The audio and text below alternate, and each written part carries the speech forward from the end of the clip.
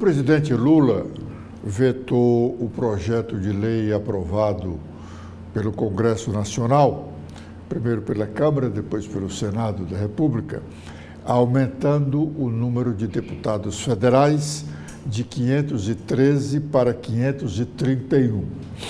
O veto do presidente Lula foi conhecido na noite de antes de ontem.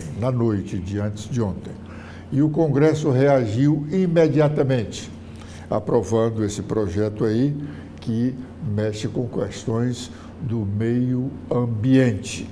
E virão outras retaliações do Congresso. Paira alguma dúvida sobre se o Congresso manterá ou não o veto do presidente da República. É mais fácil se dizer que o Congresso, derrubará o veto do presidente. Embora a decisão da Câmara tenha sido de aumentar o número de deputados federais, tenha sido com uma margem de votos relativamente pequena, o assunto é de interesse da própria casa, é o corporativismo. Quer dizer, os deputados federais não precisariam ter aumentado o número de deputados federais para atender à determinação do Supremo Tribunal Federal. O que foi a determinação do Supremo Tribunal Federal? É que, com base no censo de 2022, alguns estados brasileiros perderam em população e outros aumentaram a população. No caso do Ceará, por exemplo. Então, em razão desses números do censo, a Câmara teria que fazer uma rearrumação na representação parlamentar de todos os estados. Isso implicaria em reduzir o número de deputados em alguns estados e essa redução beneficiar outros estados. Mas o que entendeu o Congresso é de que não vamos reduzir a representação de nenhum estado. Nós vamos deixar esses estados que perderam população com o mesmo número de deputados e vamos aumentar o número de deputados em 18 vagas, saindo a Câmara de 513 deputados para 531 deputados, pegando essas 18 vagas e distribuindo com esses estados que tiveram a população acrescida. Essa foi a decisão do Supremo de reorganizar, redividir o número de deputados, mas o Congresso entendeu diferente e assim fez. Bom, porque ele assim fez e porque assim ele aprovou a lei, acredita-se que ele derrubará o veto do presidente. O presidente vetou o projeto de lei, sem dúvida, não pelo possível desgaste que teria em sancionar a lei, aumentando o número de deputados. Ele poderia ter algum desgaste, mas o desgaste, politicamente, sem dúvida, seria menor do que o veto, porque o veto, ele pode correr o risco de ter o seu veto rejeitado, derrubado, e o Congresso tomar outras providências que dificulte o seu trabalho no governo, sobretudo com a perspectiva de eleição de 2026, ele que quer ser reeleito. Mas não custa nada esperar. Dentro de 15 dias, saberemos qual será a posição do Congresso Nacional com relação a esse aumento do número de vagas de deputados federais. Repetindo, com esse aumento, o Ceará ganha uma vaga de deputado federal. saindo de 22 deputados para 23. E, em razão desse aumento, aumenta também um deputado estadual. A Assembleia Legislativa, que hoje tem 46 deputados estaduais, vai então para 47 deputados estaduais. É muita gente. O Legislativo cearense poderia ser menor, como menor também poderia ser o Congresso Nacional.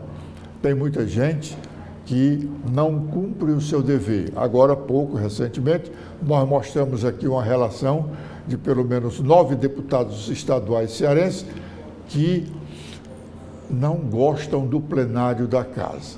Só vão lá uma vez por mês, talvez.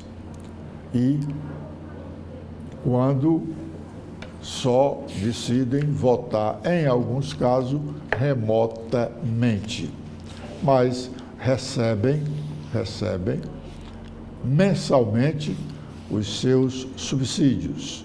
Levam aproximadamente R$40 mil para o bolso, fora os outros gastos que a Assembleia paga para os gabinetes.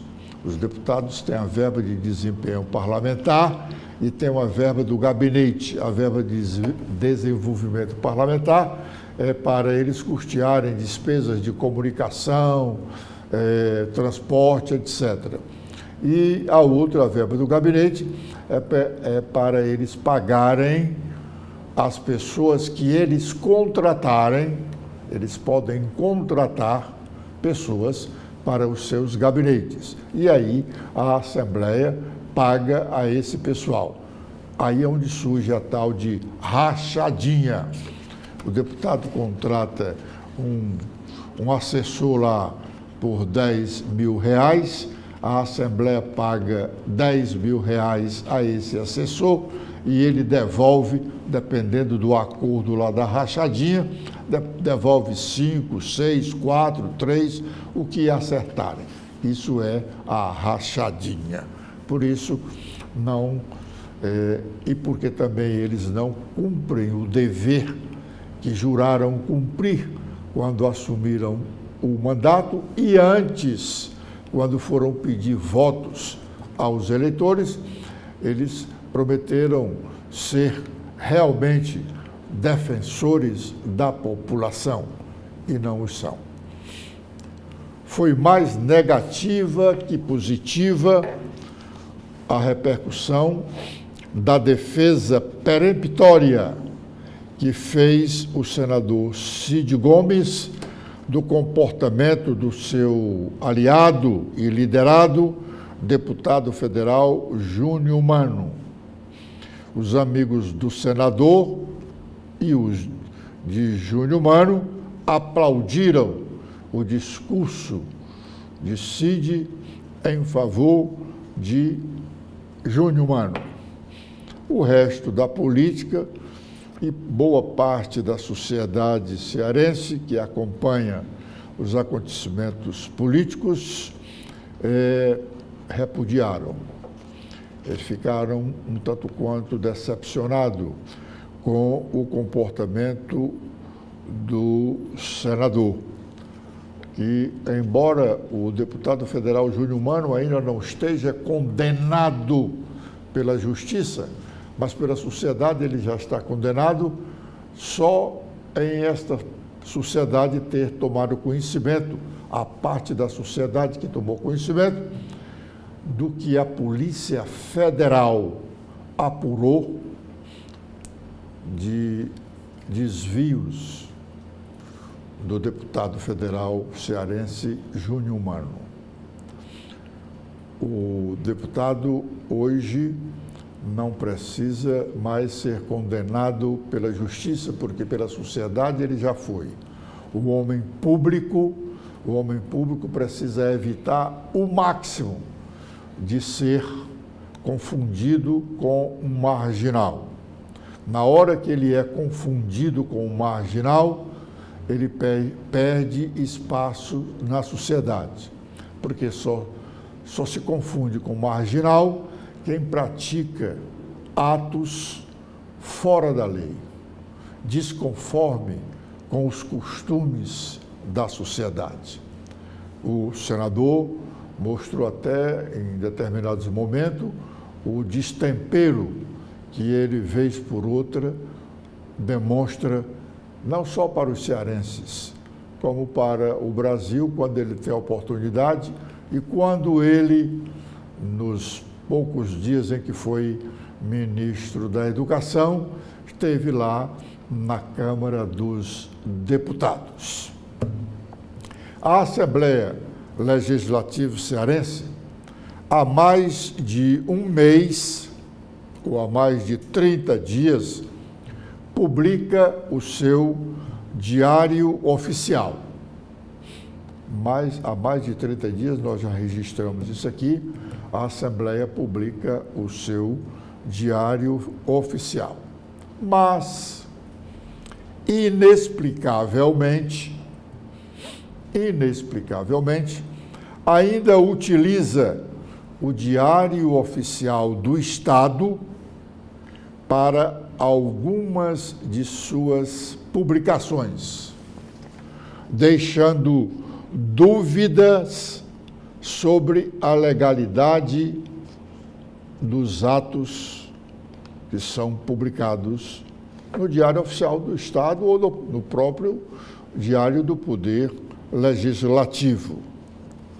Os atos públicos, para terem realmente efetividade, precisam de ser publicados em órgãos oficiais ou, não existindo o periódico oficial, publicado em um outro veículo de informação escrita, como para que toda a população, todos os cearenses, os brasileiros, tomem conhecimento dos atos que precisam ser realmente públicos. Os atos da Assembleia, nesse momento, deixam dúvida, repito, porque não se sabe se o oficial é o que está no Diário Oficial do Estado ou só o que está no Diário Oficial do Poder Legislativo. Ontem, por exemplo, foi publicado no Diário Oficial do Estado uma dispensa de licitação para o patrocínio da Assembleia no valor de R$500 mil para a publicação de um livro sobre os 190 anos do Legislativo cearense. Esta publicação da dispensa de licitação, feita no Diário Oficial do Estado ontem, não está na edição de ontem do Diário Oficial do Poder Legislativo. Então, foi publicada no Diário Oficial, há de ser oficial. E por que não a publicação no Diário Oficial do Poder Legislativo, onde todos os atos do Poder Legislativo devem estar publicados? Para todos os efeitos, a partir da primeira edição do Diário Oficial do Poder Legislativo, não há mais por que o Legislativo publicar atos no Diário Oficial do Estado. Está circulando informação não verdadeira de que o deputado federal André Fernandes, que vai assumir a presidência do PL cearense, tenha conversado ao telefone com Ciro Gomes. Isto na última terça-feira, quando do encontro dos deputados estaduais cearenses da oposição com o ex-governador e senador Tasso Gereissati, no gabinete deste, repito, na última terça-feira, no final da tarde e início da noite. A notícia de que os dois conversaram, o deputado federal André Fernandes e o ex-ministro e ex-governador Ciro Gomes, não é verdadeira. Ou melhor, é mentirosa. E é preciso que nós, jornalistas, comecemos a exatamente anunciar essas notícias falsas que alguns colegas publicam, com ou sem maldade, mas publicam a notícia falsa. Esta é falsa. Não houve essa ligação telefônica. A notícia diz que o pai do deputado André Fernandes, o deputado estadual Alcides Fernandes, que estava na reunião do deputado de oposição com o ex-governador Tasso Gereissati, o pai havia ligado para o filho, André, que está em Brasília, e permitiu a conversa de André com Ciro. Ciro sequer esteve na reunião dos deputados estaduais de oposição com o ex-governador e senador Tasso Gereissati. Isso nós dissemos aqui na última quarta-feira. Ciro e Roberto Cláudio ficou na reunião dos deputados estaduais de oposição com Tasso Gereissati. Ciro e Roberto Cláudio passaram boa parte da tarde de terça-feira no gabinete do empresário, ex-governador e ex-senador Tasso Gereissati, acompanhados do prefeito de Juazeiro do Norte, Gleidson Bezerra. Nós também anunciamos isso aqui na quarta-feira. O Gleidson Bezerra esteve reunido com Tasso, Ciro e Roberto Cláudio, tratando de candidaturas de deputado federal e deputado estadual, indicados por ele em Juazeiro do Norte, nas eleições do próximo ano. Eles discutiram sobre a candidatura da mulher do prefeito e do atual presidente da Câmara Municipal, um para deputado federal e outro para deputado estadual. Discutiu qual a melhor posição para ambos, se a mulher do prefeito seria candidata a deputada estadual ou federal, ou o presidente da Câmara seria federal ou estadual. Não está definido ainda, mas é provável que a mulher do prefeito seja candidata federal e o presidente da Câmara a deputado estadual, porque este quer suceder o Gleidson Bezerra na prefeitura de Juazeiro. E assim sendo, seria melhor politicamente para ele ficar mesmo aqui no Ceará como deputado estadual, tendo facilidade de estar em contato permanente com os eleitores de Juazeiro do Norte. É bom acabarmos com essas notícias falsas que prejudicam a política, a sociedade e, sobretudo, a imagem da comunicação, a nossa imagem de jornalista. O jornalista que se preza não dá informação falsa.